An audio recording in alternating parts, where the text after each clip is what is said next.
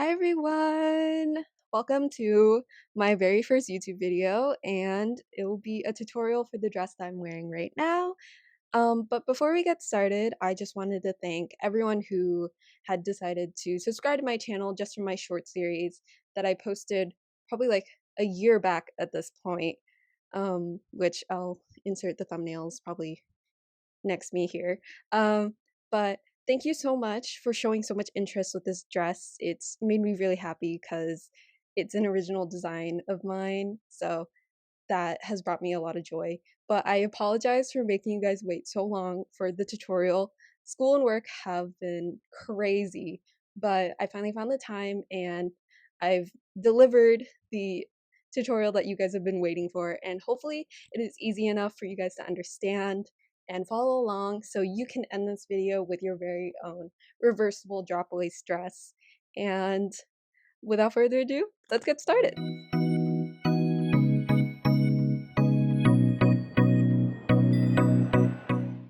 So for materials, you'll need a 4.5mm crochet hook, a yarn needle, some stitch markers or bobby pins, a pair of scissors, and medium/worsted weight yarn.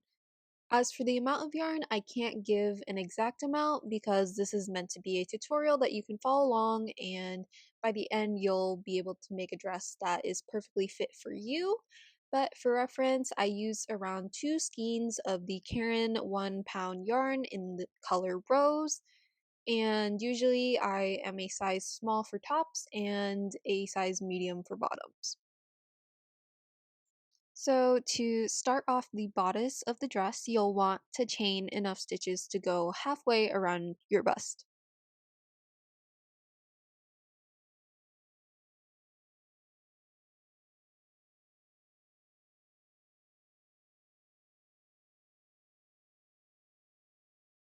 After you've chained enough stitches to go halfway around your bust, just go ahead and check it like how I am in this video, and if it fits, we're good to move on. Then you'll single crochet however many rows is needed to go from your shoulders to under your bust.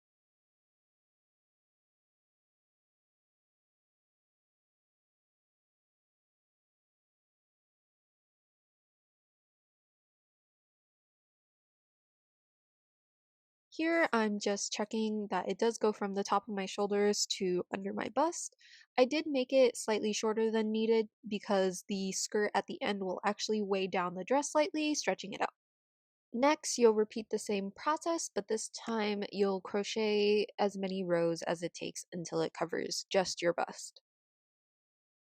After you have enough rows to cover your bust, you'll start working on the straps, which here I single crocheted 5, then chained 1, and then turned my work, and then I continued repeating that until it was as long as the first section that I had crocheted.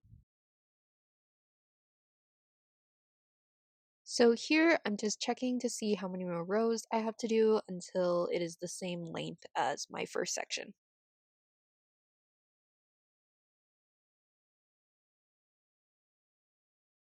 Once you reach the length that you need for this strap, you'll go ahead and finish it off and then repeat the same process on the other side.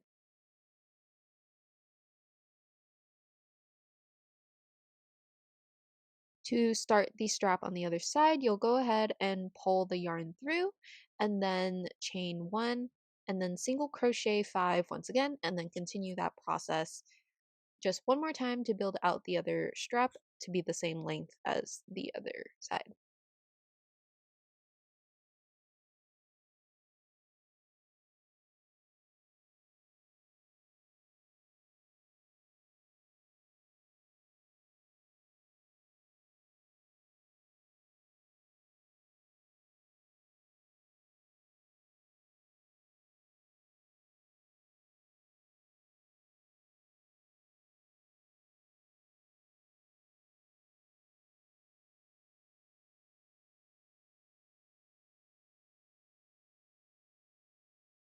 Once the second strap is the same length as the first one, you can go ahead and finish it off, and then we can start sewing our bodice together.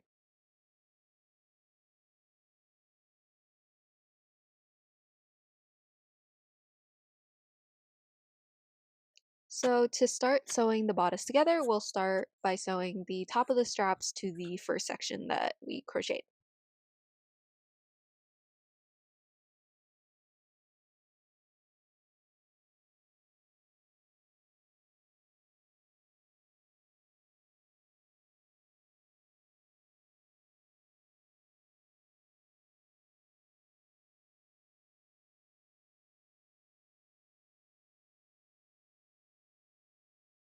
Once you're done sewing the top of the straps to the first section, you'll want to try it on so that you can mark how high you should sew up the sides, and make sure to leave adequate space so that your arms and your armpits aren't being squeezed.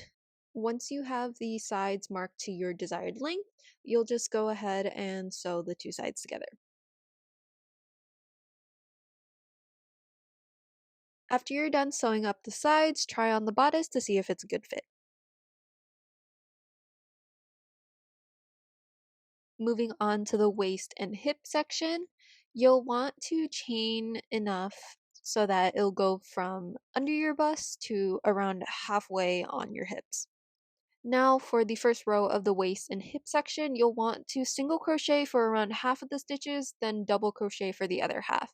For example, I had 43 stitches and I ended up doing 20 single crochet and 23 double crochet.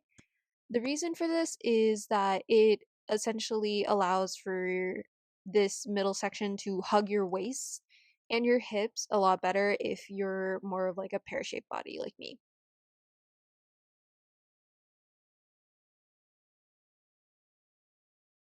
You'll need to continue this pattern until you have enough rows that it covers basically the sides of your hips.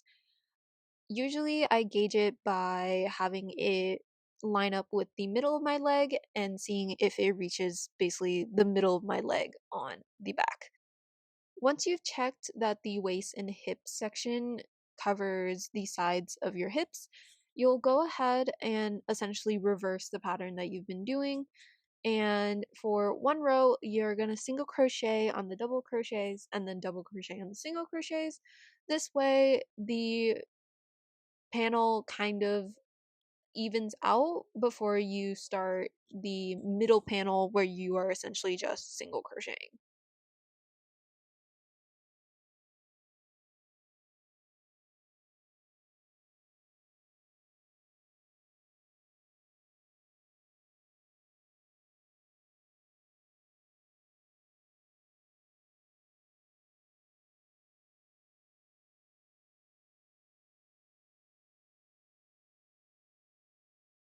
Once you've completed that row, you'll essentially start single crocheting enough rows until it covers your midriff.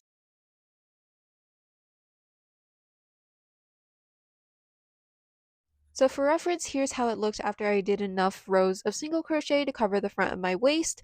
And essentially I tried to do as many rows so that it would hit the middle of my other leg.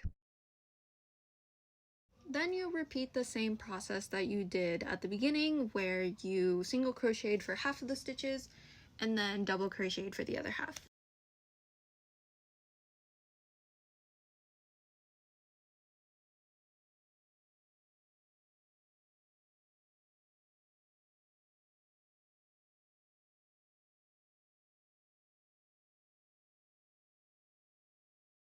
Now that you've added the row of half single crochet and half double crochet, you go ahead and crochet the same amount of rows that you did the first time.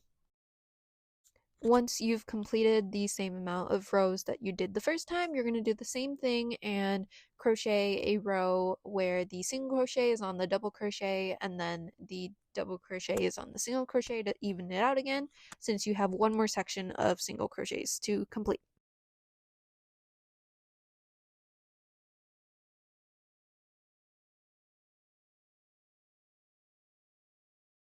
For the last portion of the waist and hip section, you're going to basically single crochet the same amount of rows that you did the first time to complete this section. Before finishing off the waist and hip section, just make sure to wrap it around to see if it's a good fit, because you can always adjust by removing or adding more rows of single crochet. Here it looks like it would be kind of tight, However, I found that since the yarn will stretch, it actually provides a good fitted look if that's what you're looking for.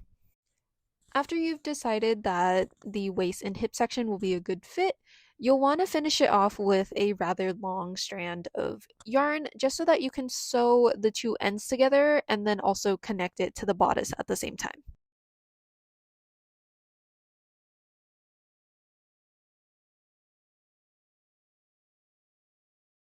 As for the bodice, you can see that my bodice ends up being a little bit wider than my waist and hip section, but it isn't too much of a problem when sewing it together. You just have to make sure that if you have the same case as me, you just keep it centered so that both of the sides are symmetrical. After you finish sewing it up, just try it on to see if it fits well. Finally, we've reached the skirt section of this dress, which means we're in the home stretch. And you'll just want to start off by single crocheting around the bottom of the waist and hip section.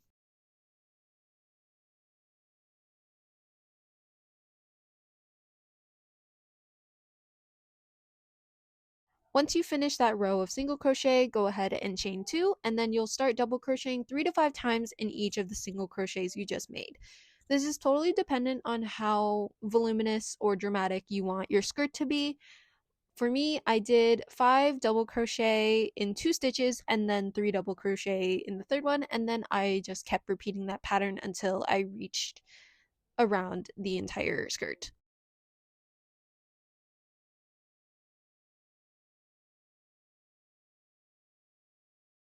Here's how it looks after that row. That row essentially acts as the base of your skirt. So after that, you're just going to double crochet into each stitch that you made for however many rows that you want until the skirt is a length that you like. Once the skirt is at a length that you like, you'll finish it off and then sew in the end.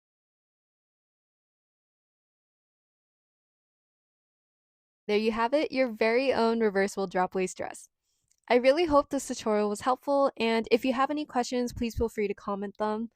And if you decide to make a dress of your own, I would love to see your version, so please tag me on Instagram at @CacUDesign.